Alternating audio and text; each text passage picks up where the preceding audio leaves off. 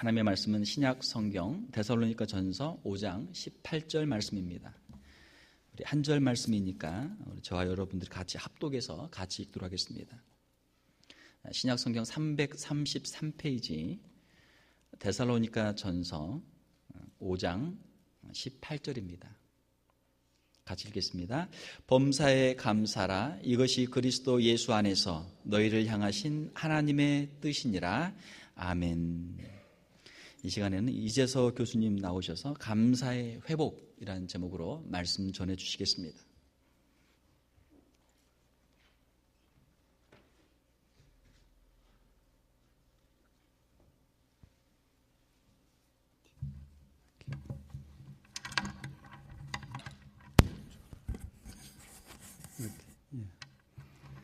여러분 반갑습니다.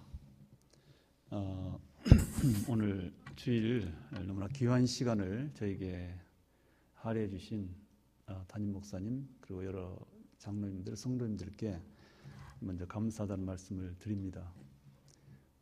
이쪽은 워낙 지역이 유명한 지역이다 보니까 한국에서 많은 분들이 이곳을 오게 되면, 특히 목사님들 오게 되면 이런저런 이유로 인해서 교회에서 많이들 이렇게 협력을 하고 또 초청을 할 수밖에 없는 상황이 되게 되는데, 저 같은 사람에게까지 이렇게 귀한 시간을 주셔서 참으로 감사하다는 말씀을 드리고, 오늘 저의 말씀의 주제에 감사가 들어있는데, 저는 먼저 오늘 일부 예배이기 때문에 특별히 여러분 교회에 대한 감사의 마음을 아침에 잠깐 앉아 있으면서도 느꼈는데, 잘 아시겠지만 저는 미라를 하는 사람이고요, 미랄 장애인 선교를 하는 사람인데, 한국에서 처음 미라를 시작한 것은 햇스로님 38년째 37년이 됐고, 그리고 한국에서 한 5년 미랄 선교단을 안정된 궤도 위에 성장시키고 나서 아주 비전을 가지고 두 가지 큰 꿈을 가지고 제가 84년도에 유학을 왔는데, 그 꿈이라고 하는 것이 공부이고요, 하나는. 그 다음에 또 한 가지는 미랄 운동, 이 장애인을 선교하는 미랄 운동을 세계적인 운동으로 확산하기 위해서 전진 기지랄까, 그 토대를 미주에 마련하고 싶은 것이 제 또 하나의 꿈이었는데, 이제 그래서 처음 온 것이 필라델피아고, 그래서 도미한 지, 유학 온 지 2년 반쯤 지나서 87년 2월 달에 이제 필라델피아에서 첫 번째 미랄 선교단을 조직을 했습니다. 이제 그것이 이제 다음 주에 그 30주년을 기념하는 특별한 컨퍼런스를 하게 되는데, 이제 그 일 때문에 사실 이번에 여기 오게 됐는데, 워싱턴을 왔다가 여러분 교회까지 오게 됐습니다. 근데 제가 미국에 있는 여러 지역을 직접 다니면서 미라를 조직하고, 또 유럽도 마찬가지고 한국에서 마찬가지고 했는데, 늘 미라를 시작할 때마다 빚을 진 교회들이 있습니다. 특별히 어떤 인연이 되고 그 교회 때문에 미랄이 만들어지는 이제 그런 걸 경험했는데, 제가 30년 전에 필라델피아에서 미랄을 만들 때는 그 삼일교회라고 있어요. 그 교회 청년들을 제가 가리키면서 그 청년들에게 장애인 선교에 대한 꿈을 심게 됐고, 그들이 호응을 해서 미랄을 만들게 됐어요. 근데 이 워싱턴 미랄은 바로 여러분 교회 때문에 결정적으로 만들게 됐어요. 이제 그걸 제가 좀 간증을 하고 싶은데, 이제 감사하는 마음으로, 아마 여기 계신 분들 잘 모르실 거예요. 제가 지난번 한번 왔을 때도 그 얘기는 안 한 것 같은데, 26년 전 91년도, 그러니까 상당히 오랜 옛날이죠. 91년도에 제가 이 뉴저지 러커스라고 하는 대학에서 박사 논문을 이제 집필 전에 그 자격 시험이라는 게 있습니다. 되게 이제 박사 공부를 하는 과정에 제일 힘든 코스가, 힘든 관문이 소위 자격 시험, Qualifying Examination이라고 하는 게 있잖아요. QE, 그 시험이 있게 되는데, 그게 10월이었어요, 91년도. 근데 그 시험이 얼마나 부담이 되는지, 하여튼 그 읽어야 될 책이 100권인데 그 100권을 읽고 100권 중에서 문제가 나와요. 그것도 이틀 동안 시험을 봐요. 하루에 8시간. 이제 그때 당시에 시험 제도인데 이게 되게 이제 거기를 통과하면 논문은 쓰면 돼요. 이제 쭉 좀 시간이 지나면. 근데 그 시험 통과가 어려워요. 좀 못한 얘기지만은 그 시험에 떨어지면 조용히 학교를 떠나야 돼요. 이제 그런 실정이기 때문에 앞도 안 보이는 사람이 이 100권 책을 앞에다 놓고 정말 잠이 안 와요. 잠이. 이제 그런 시기를 이제 91년도 여름에 봄에 지나고 있는데 이 교회 전도사로 있던 총신도 후배가 전화가 왔어요. 그래가지고 형 이번 7월에 우리 이 청년부 대학부 연합 수련회가 있는데 꼭 와서 이 말씀을 좀 전해주라는 거예요. 주강서로 와가지고. 근데 제가 하는 말이 돌아가신 어머니가 와서 만나야 되거나 만날 시간 없어. 그렇게 얘기를 했었죠. 그랬더니 이 친구가 굉장히 집요해요. 그래서 이제 3번인가를 전화를 했는데 여전히 제가 거절은 4번을 전화해가지고는 막 협박 비슷하게 하는 거예요. 뭐 협박이라는 것이 뭐 무섭게 하는 것이 아니라 형 나 그러면 형 앞으로 안 볼 거라고 말이야. 그러면서 이제 여기 지금 청년들이 유학 오는 경우도 있고 이민 와서 너무 어려운 시간을 지낸 청년들이 있기 때문에 형 같은 특별한 체험을 가진 사람이 와서 좀 말씀을 전해야 되는데 그걸 거절하면 되느냐고 막 그런 거예요. 그래서 제가 그 말에 제가 하는 수 없이 오게 됐어요. 근데 이제 7월 달인데요. 그때가 7월 3일부터 3박 4일 동안 이 버지니아 비치 샌디코브라고 하는 데서 한 60명 정도 모인 수련을 제가 인도했는데 그 제가 사는 뉴저지에서요. 차로 10시간이 걸려요. 왕복 20시간. 근데 이제 저희 집 사람이 그 고물차 가다 스키도 하는 그런 차를 몰고 10시간 운전해 가는데 그때 애들이 어려가지고 셋이나 됐어요. 4살, 6살, 8살. 얘들을 싣고 저도 싣고 10시간 운전해서 샌디코브에 가서 3박 4일 동안 그러니까 여러분 교회 청년들이에요. 아마 그 청년이 계실지 모르겠어요. 26년 전이니까 아마 50세 된 분도 있을 것이고 그 넘은 분도 있을 것이고 뭐 40대 말 아마 되게 그런 분들이 여기에 계신지 모르겠는데 6번을 제가 5번을 설교를 했는데 굉장히 좋았어요. 뭐 비록 시험 때문에 부담은 됐지만 그래도 너무 청년들이 좋았고 5번 설교하던 중에 이 장애인에 관한 얘기를 한 번 했습니다. 그랬더니 그게 끝나고 나서 그 청년들이 호응을 보이는데 그런 뜻깊은 일을 한번 와싱턴 쪽에서 한번 시작합시다 막 그러는 거예요. 자기들이 좁겠다는 거예요. 만약에 시작만 하면 다 참여하겠다고 하면서 그래요. 그래서 좋다고 나야 뭐 좋죠. 이렇게 해가지고 그러나 이제 일단은 학교가 바쁘니까 좀 나중에 합시다. 제가 미뤘어 오히려. 그랬는데 이 사람들이 자기들끼리 기도회를 가졌어요. 몇 사람들이. 그래가지고는 이제 시험이 10월인데 그 전에도 자주 전화를 해가지고 숫자에 전화해가지고 빨리 오십시오. 지금 합시다 막 그러는 거예요. 청년들이. 그래가지고 시험이 마치고 나서 이제 10월 중순에 끝나고 11월 1일 날 내려왔어요. 여기를.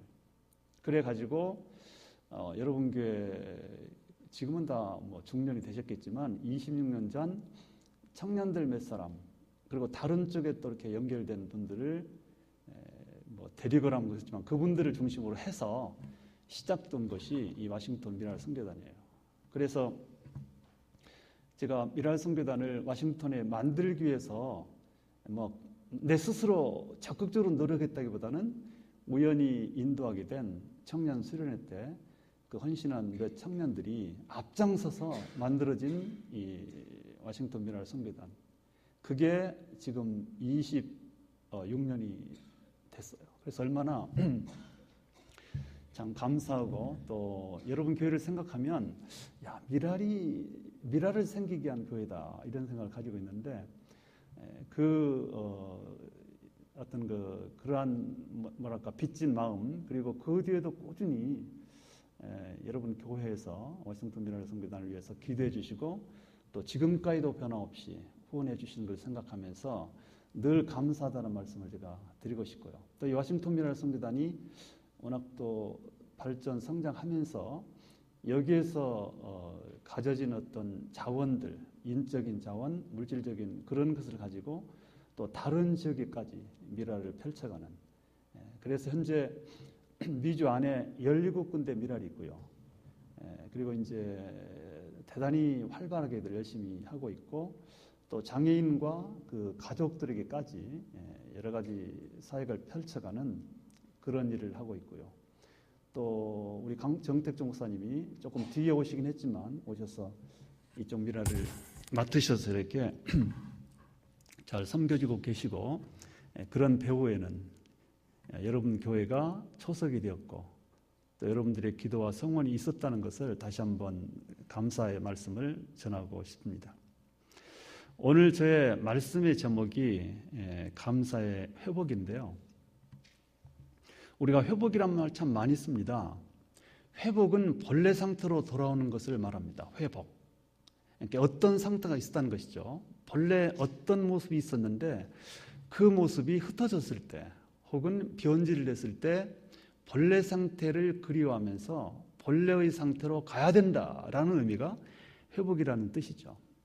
제가 굳이 감사의 회복이라고 하는 말을 붙였던 것은 물론 이 의미 속에는 제 개인적인 간증의 의미도 포함이 되어 있어요. 우리가 이런저런 회복을 얘기 많이 합니다. 한국교회는 회복돼야 된다, 뭐 이런 표현도 쓰기도 하는데, 그러나 저는 그 모든 여러 가지 회복 중에서 이 감사를 회복하는 것이 대단히 중요한 것이고 또 시급하다고 생각을 합니다. 감사라고 하는 것이 우리의 삶 속에서 회복이 돼야 되는데, 우리가 처음 예수님을 영접했을 때, 하나님을 믿게 됐을 때 누구나 다 감격의 순간을 경험을 했을 것이고 그 추억을 아마 가지고 있을 것입니다. 그냥 세상이 끝인 줄 알고 살고 있다가, 이 세상이 끝인 줄 알고 살고 있다가 영원한 천국이 있고, 그 천국에서 우리가 복락을 누리면서 영원토록 살 수 있다는 사실을 알게 됐을 때, 그때 느껴지는 그 감격, 그리고 바로 그 영원한 천국에 내가 들어갈 수 있다는 그 들어갈 자격이 내가 가지게 있다는, 예수 그리스도를 통해서 그것을 알았을 때 가져지는 감격은 이루 말할 수 없고요. 그때 감사한 마음, 그 감사한 마음. 그래서 눈물 콧물 흘리기도 하고 뜨거운 체험들을 가지고 있지 않습니까? 어떻게 보면 그 순간으로 돌아가자, 아마 이런 의미가 감사의 회복이 아닐까. 우리가 이 누군가에게 선물을 받으면 받을 때 느끼는 감사 있죠. 감격. 근데 그것이 좀 시간이 지나면 이렇게 약해지기도 하고 좀 기억이 안 나기도 하고 그렇게 되는데, 본래 처음 너무나 소중한 선물을 받았을 때 느끼는 감격의 순간으로 우리가 돌아가지, 아마 그런 의미가 제가 말하는 감사의 회복이라고 저는 생각을 하는 것이죠.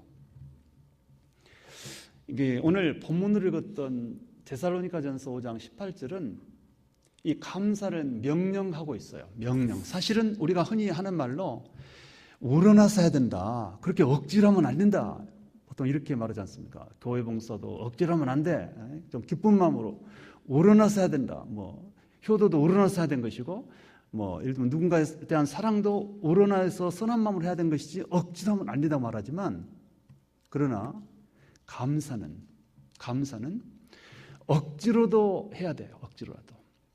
이게 억지로라도 해야 되는 일이기 때문에 하나님께서는 우리에게 명령을 합니다. 명령할 이유가 있어요. 명령을 안 하면 안 할 수 있다는 것이 포함되어 있어요. 하나님께서 우리에게 감사를 슬그머니 이렇게 말씀을 하시면서, 넌지시 말씀하시면서 딱 뭐랄까 이렇게 한마디 던지면 알아서 감사하는 그런 종류의 일이 아니기 때문에, 이건 딱 명령 일종의 법입니다. 법령입니다. 명령은 법령이기 때문에 법령은 지켜야 되는 것이고 반드시 한 되시고, 그것이 명령의 의미인데, 감사하라 이렇게 명령이 되어 있어요. 이 말은 자발적으로 내버려 두면 안 할 수 있다는 것이단 말이에요. 안 하기 때문에 그렇다. 그리고 이것이 그리스도 예수 안에서 너희를 향하신 하나님의 뜻이다. 이 하나님의 뜻이라고 하는 것은 하나님의 기대라는 것이죠. 기대. 하나님께서 그것을 원하신다는 뜻이고, 그래서 끊임없이 하나님께서는 우리에게 감사를 요청하고 계시고 명령하시는데, 그럼 감사가 뭘까? 이제 그 부분을 저는 좀 잠깐 생각을 해보고 싶은데, 특히 우리의 감사, 하나님과 나와의 관계 속에서 내가 표명해야 되는 감사는 과연 뭘까? 어떻게 하는 것이 감사일까? 저는 개인적인 삶의 간증이랄까, 삶 속에서 깨달음을 가지고 내 나름대로 정리한 감사는 세 종류로 저는 요약을 하고 있어요. 우선 저는 하나님의 은혜를 깨달으면서 하나님께서 나를 이 땅에 보내시고 나 같은 사람을 위해서도 예수께서 십자가에 돌아가시고 나 같은 사람을 위해서도 천국을 예비하셨다는 사실을 알았을 때, 그랬을 때 가장 먼저 감사를 느꼈던 것이 내 자신에 대한 소중함이었습니다. 내 자신이 새롭게 보여요. 이거는 제가 실명되고 15세에서 실명이 됐는데, 이제 실명이 되고 나서 엄청난 좌절감 속에서 이루 말할 수 없는 절망과 아픔, 고통을 경험하게 됐고, 그래서 정말 이 세상을 살 자격이 없는 쓸모없는 인간이 됐다고 스스로 생각을 했습니다. 나는 이 세상에 살 자격도 없고 살 능력도 없고, 스스로 내 자신을 그렇게 규정을 하게 됐죠. 그것도 그럴 것이, 우리 몸의 기능 중에서 가장 중요하다고 여겨지는 이 눈이 안 보이니까, 눈이 안 보이는데 남은 것이 무슨 의미가 있고 가치가 있겠는가라는 생각이죠. 그러니까 그 모든 것들이, 내가 눈을 못 보는데 나의 다른 육체의 기능이 무슨 의미가 있으며, 들을 수 있는 귀가 무슨 가치가 있으며, 걸어 다닐 수 있는 다리가 무슨 의미가 있으며, 내 가족, 친구, 이웃 아무것도 필요 없다, 그렇게 생각을 했던 것이죠. 그래서 내 스스로에 대한 비관과 절망감 속에서 내가 이 세상에 있을 자격조차도 없다고 생각하고 스스로 세상을 떠나려고 결심을 했던 그런 상황이었는데, 이제 예수님을 제가 서울맹학교 시각장애인 학교를 다니면서 영접을 하고 하나님을, 살아계신 하나님을 만나게 됐는데, 그렇게 됐을 때에 저에게 주어진 메시지의 핵심이 뭐냐면, 우선 천국에 대한 소망을 확실하게 됐고요.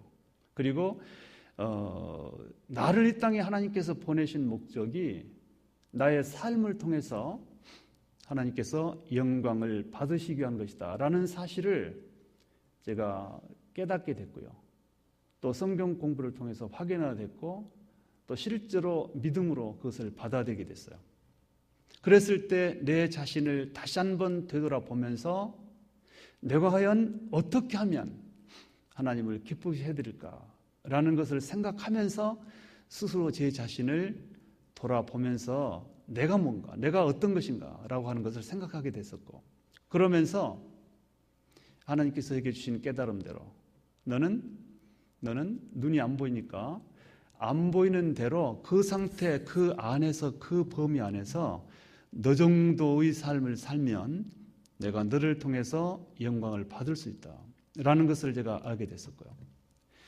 근데 그 전까지는 나를 무시했었죠. 나는 아무것도 아니다 그랬는데, 나 정도만 살아도, 비록 앞이 안 보이지만, 앞이 안 보이는 장애인이지만 장애인의 정도만 살아도 하나님께서는 영광을 받으신다는 사실을 깨달았을 때에 내 있는 모습 그대로 소중하게 여기기 시작했습니다. 감사합니다. 여전히 나에게 남겨두신 것이 많군요. 그전까지는 무시해버렸던 두 손, 두 다리, 들을 수 있는 귀, 이런 것에 대한 새로운 가치 부여가 되기 시작을 했었고요. 그리고 그래도 헬렌 켈러 같은 경우는 3중 장애를 갖게 했는데 하나님께서 그래도 기능의 한 가지, 눈만 멀게 한 것만 가지고도 얼마나 감사. 그래서 내 자신을 존중했던 것이 저의 감사의 출발이었습니다. 내 자신이 그전까지는 철저하게 무시하고 아무것도 아니라고 부정했는데, 남아있는 내 자신, 못생긴 대로, 장애의 몸이면 장애인 몸인 대로 그대로 가치 부여를 하면서 존중하기 시작했었고요. 그리고 이제 두 번째를 조금 더 확대시켜서 나의 주변 환경에 대해서, 그전까지는 저희 부모님은 뭐 표현이 좀 이상하지만 무학이셨기 때문에 이름도 못 쓰시는 그런 시골에서 살았던 분들이고 가난했었고요.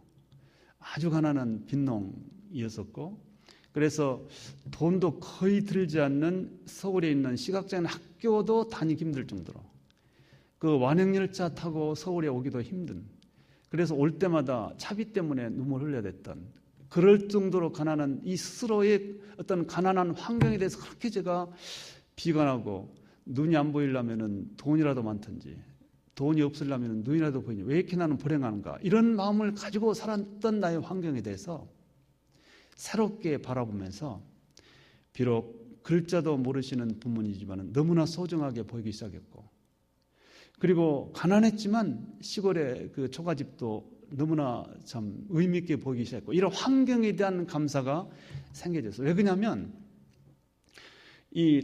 그 학교에 보면 다른 아이들은, 어떤 아이들은 고아가 있어요. 눈이 안 보이는데 부모도 없는. 그 당시 이제 제가 52년생인데 전쟁통에 태어났어요. 그러다 보니까 그 전쟁통에 고아로 부모를 잃은 경우도 굉장히 많고, 또 눈까지 멀게 된. 그래서 그런 아이들을 보면서, 야, 나는 비록 이름도 못 쓰는 부모이지만은 있다. 부모님에 대한 감사, 소중함, 이 환경에 대한 감사를 저는 또 하게 됐었고, 그리고 이제 제가 그런 과정 속에서 결심한 것이 뭐냐면, 하나님께서는 내가 비록 눈이 안 보여서 남들만큼 두 눈 멀쩡하고 또 부유하고 잘나고 똑똑한 그런 사람들만큼 인생을 살면서 업적 혹은 큰 것들은 만들어내지 못해도 내가 사는 범위 안에서 열심히 살면 그걸 가지고 영광을 받으신다는 사실 때문에 그때 결심한 것이 뭐냐면, 최선을 다하겠다, 열심히 해보자.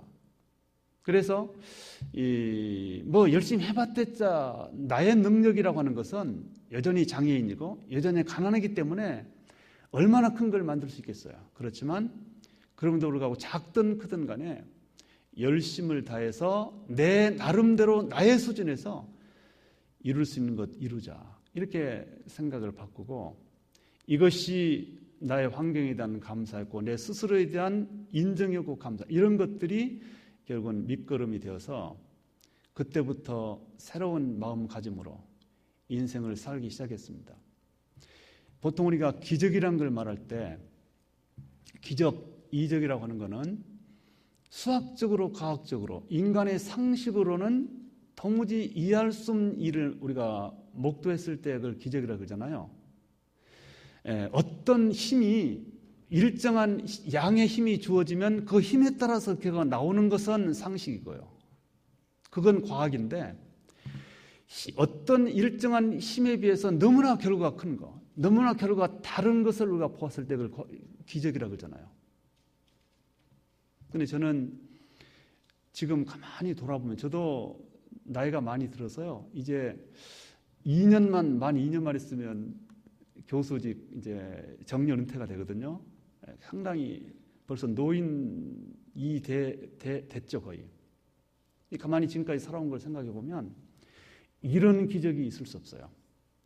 아까 제가 말했지만 저의 가난한 것이나 저의 능력이나 또 장애, 치명적인 장애, 이런 것들을 하나의 원인으로 본다면, 하나의 저의 조건으로 본다면, 그 조건과 도무지 맞지 않는, 걸맞지 않는 지금의 현실을 보면서 도대체 이게 뭔가, 이런 생각할 때 많고, 이건 정말 기적이다.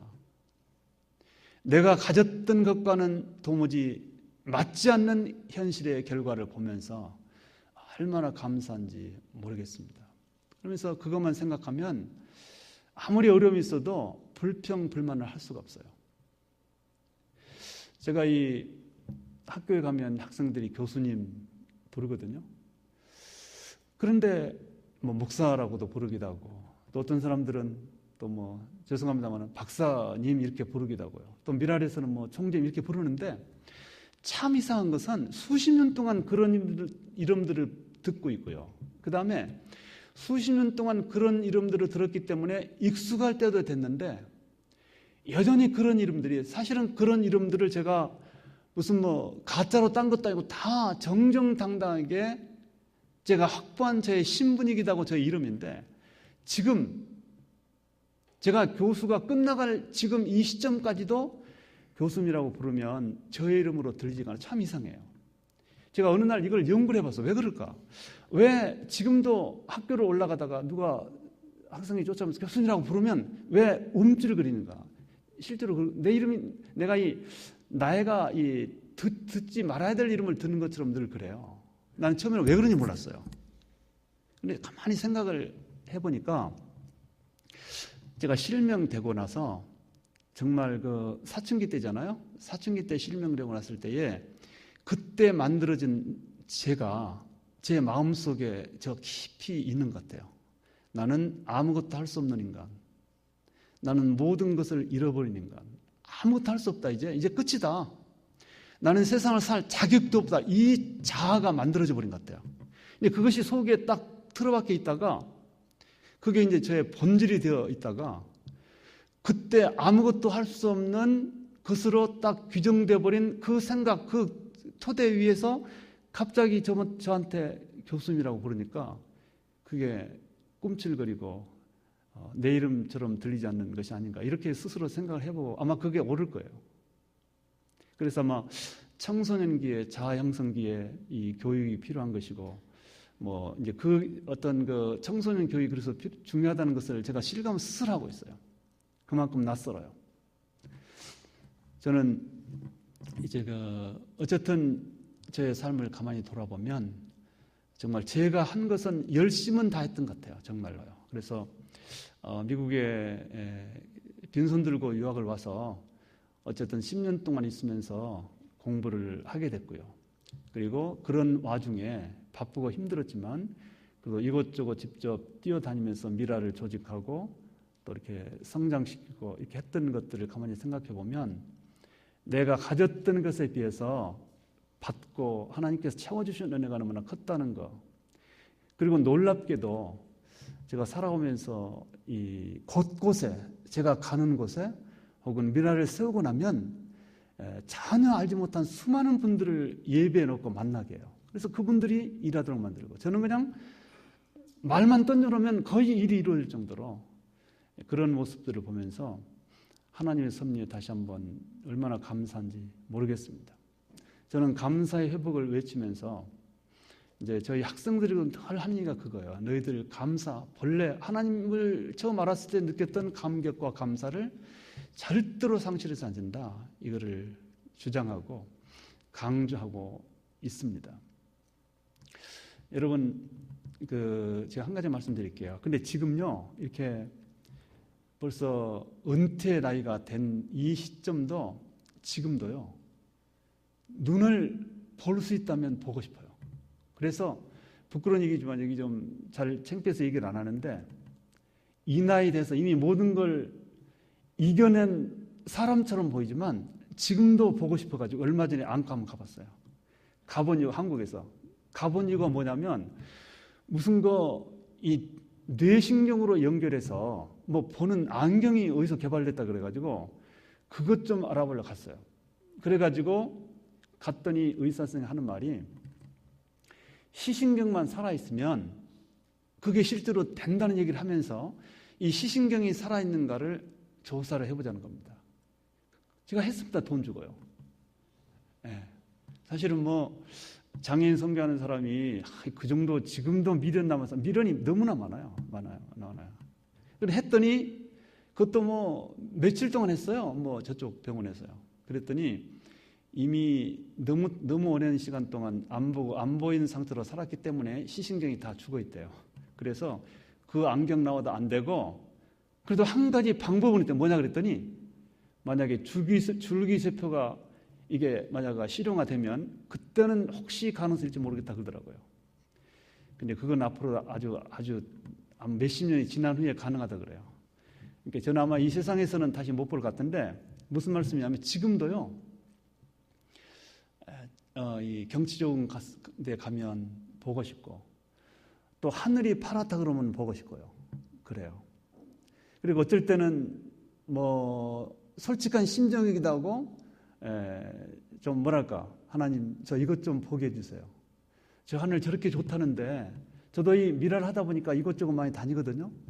저렇게 좋다는데 한 번만 좀 보게 해주세요. 한 몇 초만 딱 보게 해주시면 뭐 장난삼아서 하나님께 뭐 기도라고 할까 생각을 해봐요. 한 몇 초만 보게 해주시면 제 주머니에 있는 돈 다 드릴게요. 이렇게 해보기도 하고요. 주머니 돈이 많지는 않지만 진짜 이거 생각해보세요. 제가 지금 이 순간에 한 1분만 딱 볼 수 있다면 아니 제가 제 아내, 제 아이들 얼굴 모르거든요. 너무너무 좋을 것 같아요. 너무너무.